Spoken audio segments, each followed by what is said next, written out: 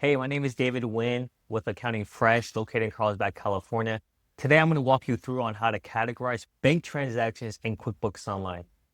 So right now, I have this sample file just for these training videos. But first off, when you go in, I'm in this client overview page.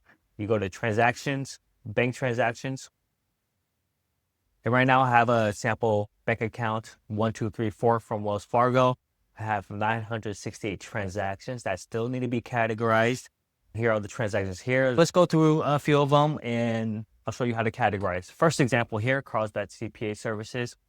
So you click on this, look up the vendor. Carlsbad CPA Services is already entered, and the account, Carlsbad CPA Services, is pretty much a legal and professional fee. So I'm going to click that chart of account. Click add. And same with this Carlsbad CPA Service as well. Click add. Next up, Carlsbad Lumber Company. Let's pretend they purchased lumber to be able to do the renovation. So this is going to be a supplies and materials under cost of goods sold.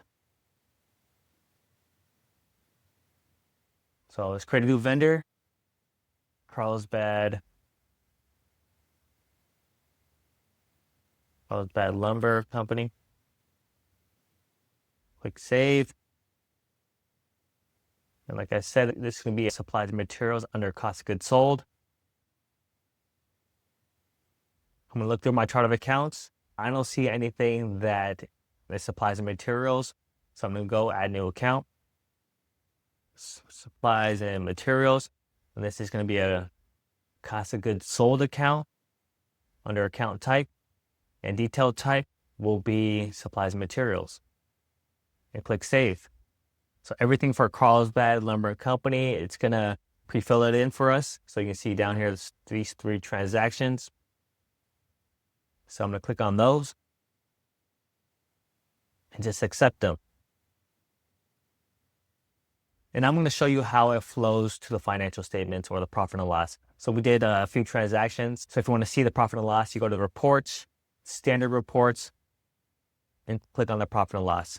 And this was back for 2024, so we have to look at last year's report. Last year, you can see it's from 1/1/2024 to 12/31/2024. Let's do cash basis. You can see here, if you go to supplies and materials, you see those three transactions that we categorized. Carlsbad Lumber Company. And the Carlsbad CPA taxes. That should be in legal and professional fees. So if you click on this, I think there was two transactions that we categorized. See here. So then let's go back to transactions, bank transactions. And so that's pretty much how you categorize your bank transactions and how it flows through to the P&L or profit and loss statement. If you have any questions, reach out. Thank you again. Thanks for your time. Bye.